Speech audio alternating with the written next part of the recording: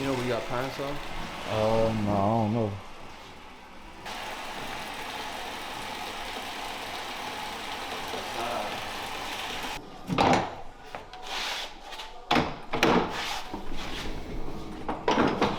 Gotta bring this bitch downstairs, bro. It's gonna be a motherfucking. Some ants in this bitch, bro.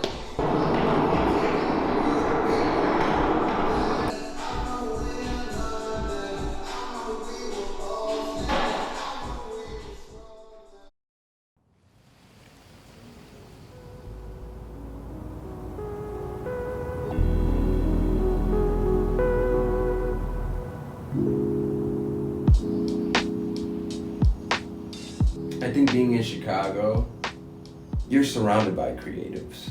You know, you're like everything is a inspirational thing. You know, you start to look at like the structures of old buildings, the architecture. You know, just how everything comes together in the city. It makes you admire the fact that you're a creative.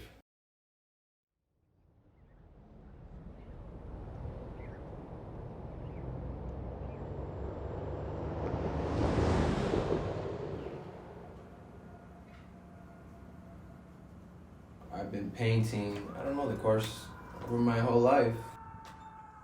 I started off with drawing.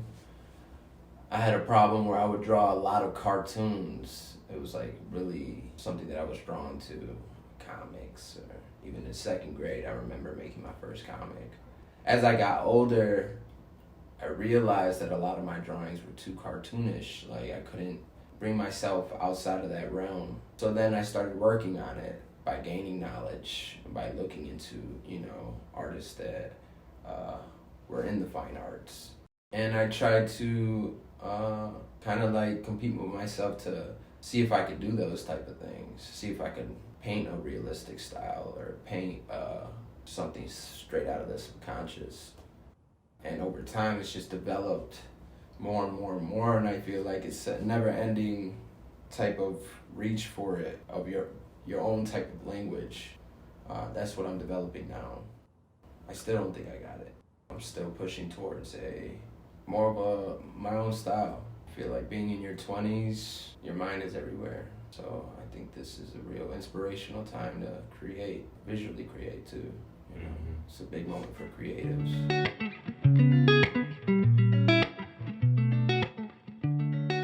A lot of my paintings come from a subconscious part of my mind. I try to capture moments and kind of just, you know, visually represent it in the way that I see it.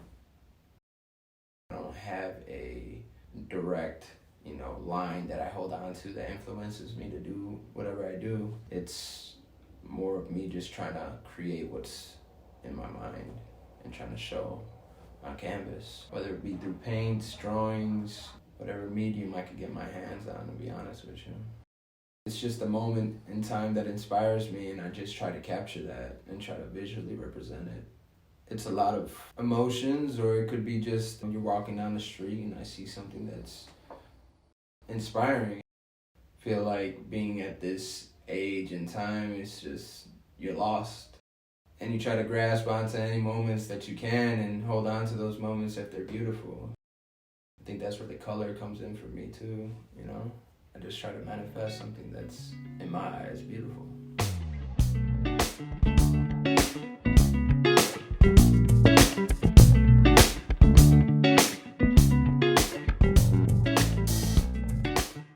Man, I couldn't help but keep looking at this one right behind you, man, in regards to, you know, color, because it's like, I'm looking at it, and then everything is warm and on the same accord, and then boom, you got like this blue, you know, kind of like a cool color. Like, tell me about this piece right here. How did this So come this to piece, fruition? What are you trying to say? this piece was a point in time where, to be honest with you, I felt a distance in my relationship. It took a while for me to understand that everybody has their own love language, you know.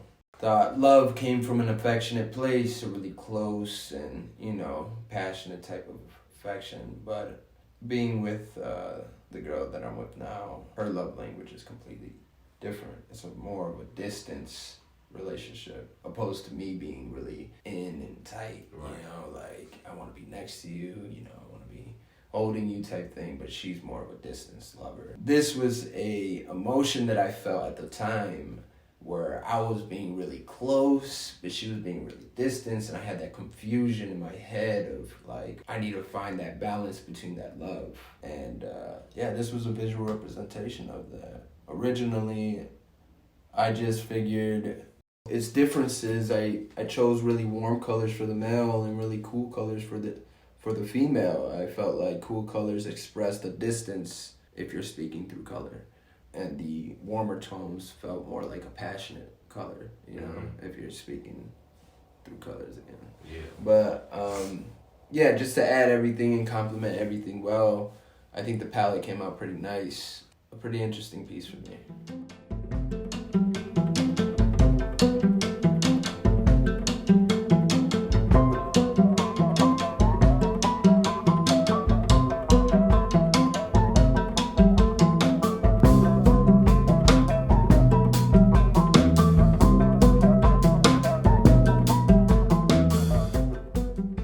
Spend a majority of my time on color. Two processes. It's one, actually visually seeing something and drawing it out. And then the second process is adding the color to it. I think the palettes are really important when you're doing a painting because it's almost like you're expressing some type of emotion on the canvas, you know, through color. The drawing process of it or portion of it is me trying to just lay out whatever's in my mind, picture-wise. And then the color is kind of what brings it to life. So the drawing will come out easily. This is what I see. This is how I paint it. But now to bring it to life, now to add the beauty to it.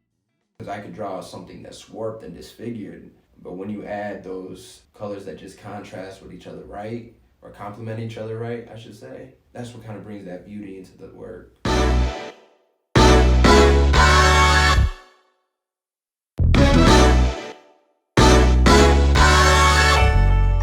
Now for the show, I probably got anywhere from 10 to 13 pieces. I think I had enough time to put thought into it. Right. These pieces come from a course of 5 years. It's something that's been building up. There wasn't a for sure reason why I was building up, you know, it was just like I was doing it.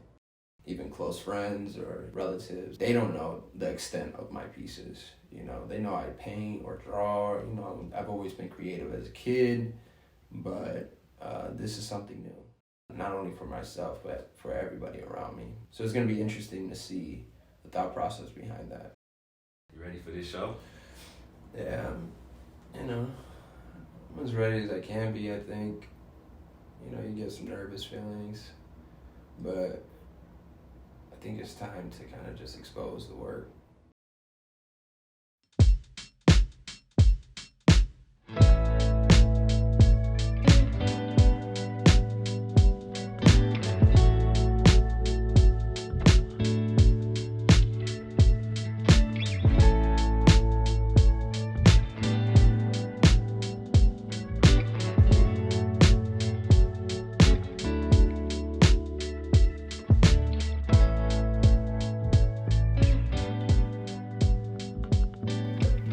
That I would give to somebody who's younger than myself would be to hold on to that and to work at it.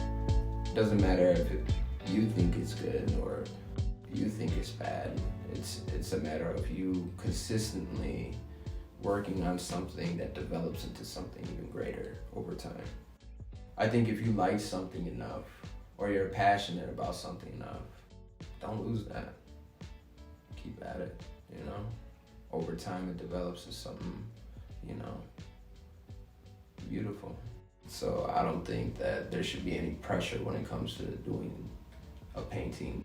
I don't think there should be any type of judgment passed on you for doing it. I think it should just come from the heart.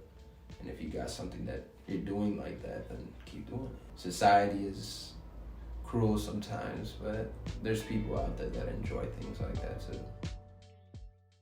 Think of yourself as a seed. In the dirt you grow, and you just blossom into something